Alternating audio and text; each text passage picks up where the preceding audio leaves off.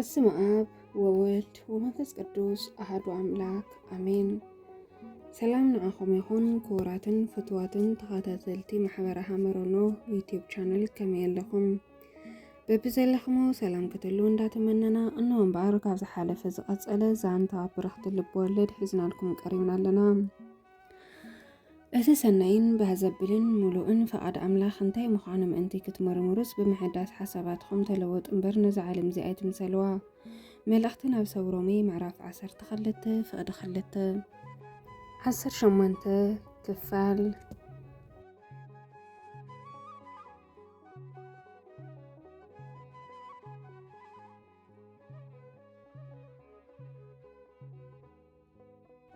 ምንም ኣይኮንኩን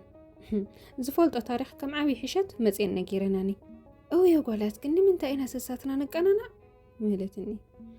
ኖ ማሓዛይ እዚ ናይ ኩላትና ባህርያት ኣይኮነን ግን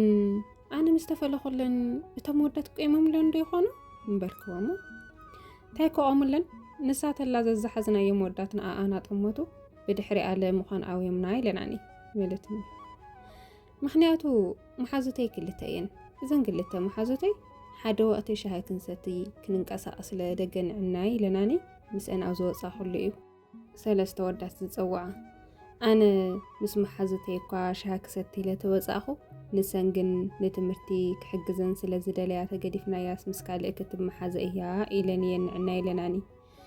ክልተ መዓልቲ ለቤተ ክርስቲያን ከይፎቶያ መፅአን ሓደ መዓልቲ ከዓ ምስአን ንሰን እኳ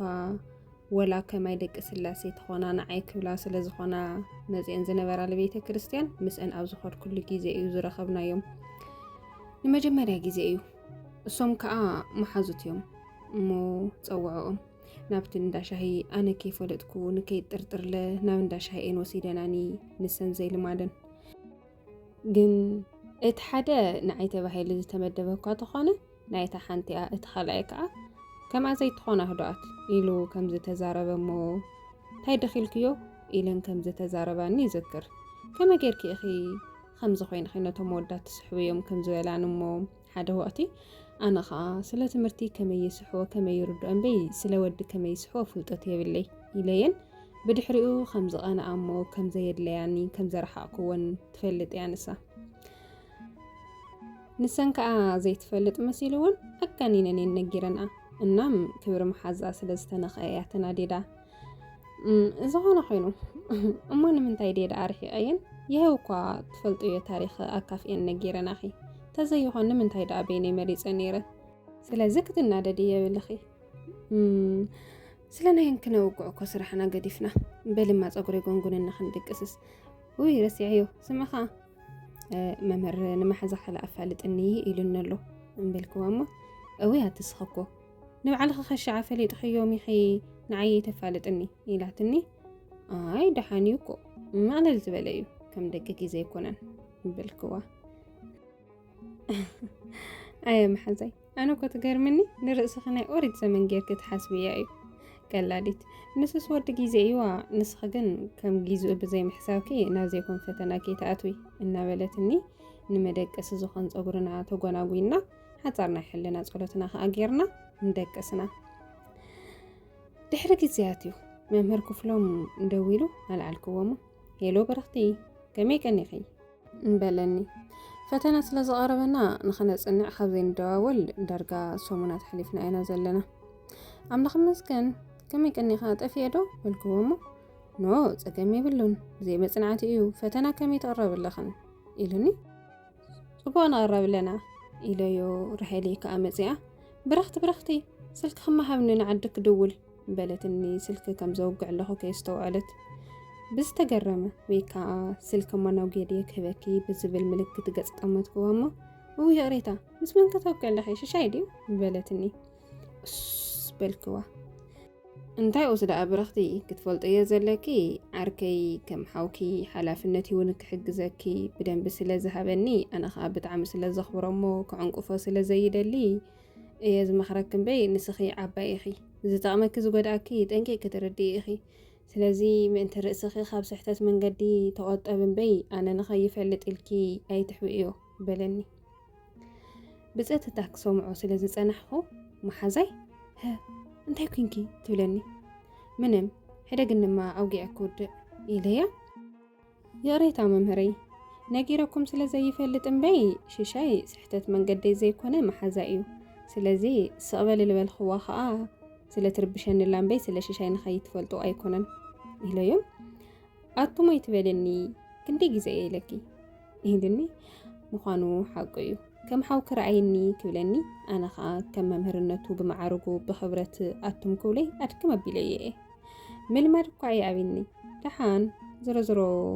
ክሎም ደዳኾንኪ ቀስ እንዳበልኹ ኢለዮም ልብኸ ይዓቢ ዋ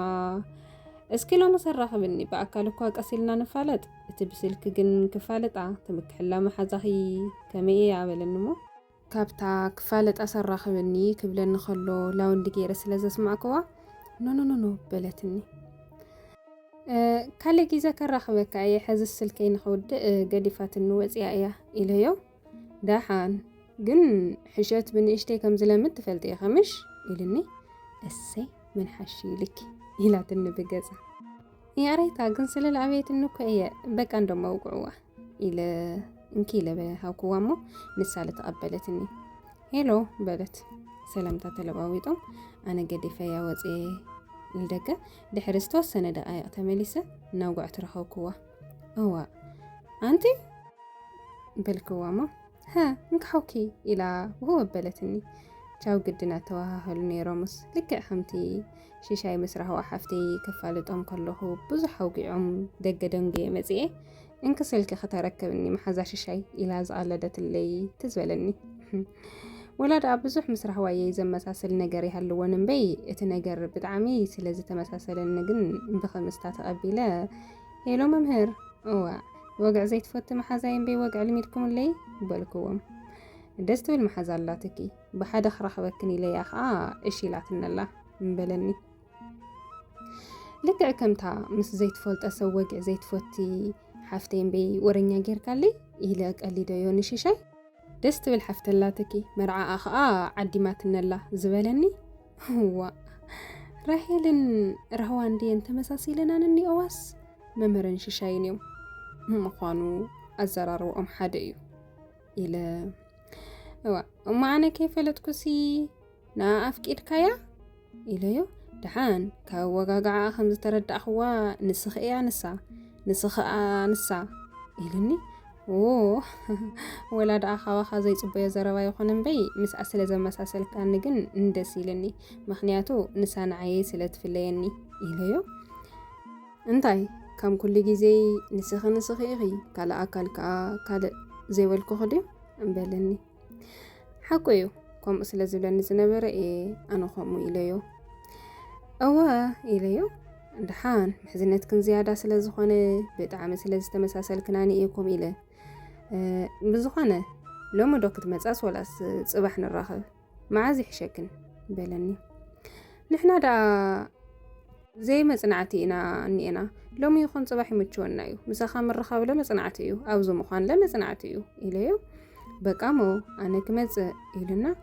ወላድኣ ናትና መምህረ ይኾነ እምበይ ኣብ ዩኒቨርሲቲና ስለ ዝምህር ላይብረሪ መፂና ኸረዳእና ተስማዕማዕና ሽዑ ፅባሕ ንኽንራኸብ እሺ ተባሂልና ተፈላለና እሞ ልመሓዛይ ልሕዚ ትምህርትና ንግበር እንድሕሪ ፈተና ግን ብዙሕ ሕቶይ መልሲ እኒአና እዩ 43 ደቂቃስ ምስ ዘይትፈልጡ የሰብ ኢለያ መወቅዒ ደይ ትጀምሪ መሓዛይሲ ትምህርትና ንግበር ምሽልክኒ ናብ መጻዕትና ኢላትኒ ምንም ኣይወሰኽኩላን እሺ ኢለያ ቀፀልና መፅናዕትና እሞ መሬት መሽዩ ድራርና ተደሪርና ከም ኩሉ ግዜና ሓፀርና ሕልና ጸሎትና ጌርና ደቀስና መሬት ወጊሑ ተመስገን ንጎ ቤተ ክርስቲያን ንኽተባሂልና ሰንበት ስለ ዝነበረ ወፃና ኣብ ቤተ ክርስቲያን እንዳሃለና እዩ ሽሻይ ደው ኢሉ ኣልዓልክዎ እሞ ረፈድፈድ ኢሉ እዩ ነይሩ ሰላምታ ተለዋዊጥና ድምፂ በረከት ግን ኣብ ሽሻይ ሰማዕኹ መሲሉኒ ዲ ወላስ በረከት እዩ ኢለ ኣቤት ኻድኣኒኻ በልክዎ ቤተ ክርስቲያን በለኒ ይዝከር ሓደ ወቕት እዩ ቅድሚ 3 ዓመት ካብ ንፋለጥ 6 ወርሒ ምስ ገበርና ኣብ ቤተ ክርስቲያን ከምዚ ዘኽቲኡ ነይሩ ንኸብሮም ቆፂረዮ ንሽሻይ ከዓ ከይቆፀርክዎ ብሓደ ረኺበዮም ንመኒኦም ክረክብ ከም ዘለኒ ዝሓርበተኒ ግዜ ቤተ ክርስቲያን ስለ ዝበለኒ ከዓ ብሓቅም በረከት ክኾን ይኽእል እዩ ኢለ እዋ እሞ ድምፂ በረከት ድማ ሰሚዕ ይመስለኒ ኢለዮ እወ ብትኽክል ኣለኩም ምሳይ ክረኽበክ ዶ ኢልኒ ደቁና ተቐቢሉ እንኳዕ ደስ በለካ ስለ ዘይበልክዎ ዝነበርኩ ካብኡ ከዓ ን4 ዓመት ምስኡ ስለ ዝተምሃርኩ ትምህርቲ ሰንበት ብሓቂ ኩሎም ዳ ናፊቐዮም ይንበር እምበይ ናቱ ድምፂ ስለ ዝሰማዕኹ ግን ደስ ኢልኒ እሺ ኣራኽበኒ ኢለዮ ኣራኸበኒ ሰላምታ ተለዋዊጥና እንኳዕ ደስ በለካ ኢለዮ እቲ ዝበሃል ዘሎ ኩሉ ከዓ ኢለዮ መጨረሻ ግን ከመይ ተራኺብኩም ምስ ሽሻይ በልክዎ ንሱ ከዓ ንስኹም በር ከመይ ተራኺብኩም ንዓና ተቐርብና ግን ከቦይ ረኺበኪ ከመይ ንየት ነገር በለኒ ዲያቆነይ ዘይስልክኻ እየ ኣብን እምበይ ይድውለልካ እኮ እየ ነይረን ኢለዮ ግን ዲያቆን ኢለዮ ስለ ዘይፈልጥ ወዮ ግድን ኮይነን እምበይ መጀመርያ ስለ ዝኾነ ስሓቐኒ እሞ ኣየጥመልክነቲ ብስመይ ፀውዕኒ ኢልኒ እሺ ተልካንማ ግን ኣነ ለኩም ምፅዋዕ ክለምድ እስኻለ ክትለምደኒ እኒኤካ ግድን እዩ ኢለዮ እሺ ተኺልኸዮማ ዋ ሓቂ ኸይኺ ስልክ ቀይረ እየ ግን ንረህዋ ደው ኢለ ነጊረያ እየ ክትመፂ ንኽትነግረኪ ከምኡውን ስልከይ ንኸተበኪ ናትክ ስልኪ ከይወስድ ከዓ ረሲዑዮ ኢልኒ ደሓን እሞ ከመይ እኒ ኣገልግሎት ቤተ ክርስቲያን በልክዎ ኣምላኽ መስገን ንገልገል ኣለና በለኒ ብትሕትና ጽቡቕ ግን ብኸመይ ተፋሊጥኩም ብኸመይ ከተራኺብኩም ምስ ሽሻይ በልክዎ ባዕሊ እንገርኳ ስልከይ በለ ሓዝያ እኺ ስልክኸ ከዓ ካብ ሽሻይ ክወስድ እየ ምስ መሓዛ ኸውግዒ በቃ ይህበል ከለኹ ኢልኒ እሺ ተባሂልና ምስ ሽሻይ ከዓ ምረቑኡ ስለ ዘይከድኩ የሬታ ሓቲተዮ ገለ ስለ ዝነበርኩ እሞ ልፈተና ናብቲ ትነብሩሉ ከተማ ክመጽእ እየ እሞ ክንራኸብ ፈቓደኛ እንተኾንኪ በለኒ እሞ ንራሄል ቆላሕ በልክዋ ኣብ መንጎኡ ከዓ ኣብ መስመር መምህር ክፍሎም ተደረበ ንመሓዛይ ከዓ መምህር ይድውልልዎ ዝብልኹ መሲልዋ ናብኣ ንኸጠምት ስልከይ ስለ ዝረኣያታ መስመር ከኣቱ ፀገም የውልን ወግዒ ክወደ ምስ ሽሻይ ብናየ ክድውለሊ እየ ንመምህርዋ እምበለትኒ ወዮ ንኡ እለ ቆፂርናዮ ነርና ንኸረድአናስ ኖኖ ሽሻይ ክመጽእ እሞ ንራኸብ ዶ ይብለኒ ኣሎ ኢለያ ምክንያቱ ምንም ይኹን ወላ ከም መሓዙ ዳኣ ንኾን እምበይ ንፍቕሪ ካብ ዝሓተኒ ንዳሓር በዝሒ ምርኻብ ብኣካል ቆጢበ እየ ወላ ብስልኪ እውን እንተኾነ ቀኒሰ እየ እሞ መሓዛይ ከዓ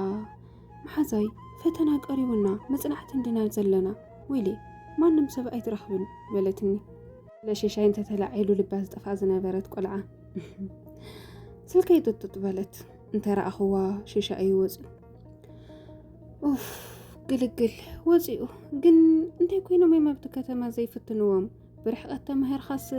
ርሕቐት ተጓሒዝካ ከዓ ፈተኖኦም ለ እንታይ ኣለዎ ናብ ካልእ ቦታ ተፀውዕዎም ጓለይ ኢለያ ንሶም ናበይ ክፅውዕዎም ንስኸ መስቀል ብኸኾኒ ዝሮ ዝሮ በቃ ዓፂዎ ከሎ ሕዚ ንመለስ መምህር ለይ ፅቦይና ኣለዉ እዮም ዝኾኑ ኢላትኒ እዋ ዳሕና ኸዶ ንመምህር ክንዲ ዝተገዲስ ኩሉ ክብላ ስልከይ ፀዋዐት መምህር መሲልኒ ደው ኢሉ ስለ ዝነበረ ወይ ዕድመ ነዊሕ ኢለ ናብ ጨራ ገጽ ስለ ዝነበርኩ ገጸይ ከዓ ስለ ዘየስተውዓል ኩሉ ሄሎ መምህረይ የሬታ ስልክ እኮ እዩ ነይሩኒ ንመፀለና ኢና ቀሪብና ኢና ደጊም በልክዎ ዘረባ ብርእሲ ዘረባ ደራሪበ ናይ መን መምህር እዩ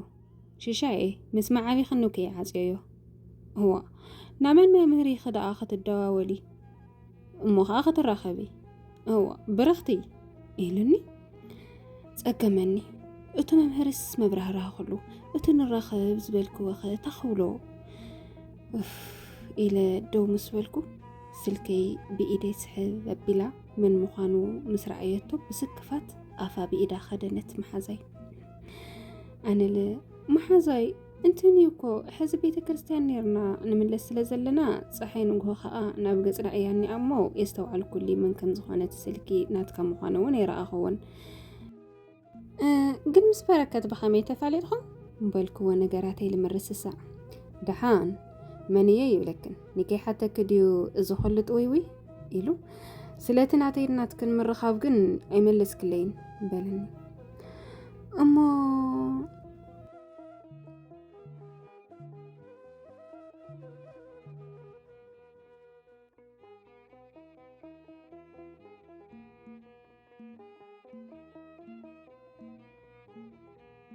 እቲ ሰናይን ባሕዘብልን ሙሉእን ፍቓድ ኣምላኽ እንታይ ምዃኖም እንተ ክትምርመሩስ ብምሕዳስ ሓሳባትኩም ተለወጡ እምበር ነዚ ዓለም እዚኣ ትምሰልዋ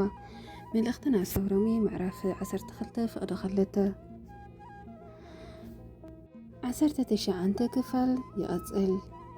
ወስብሐት ለእግዚአብሔር ወለወላዲቱ ድንግል ወለመስቀሉ ክቡር ኃያል ይኹን አሜን።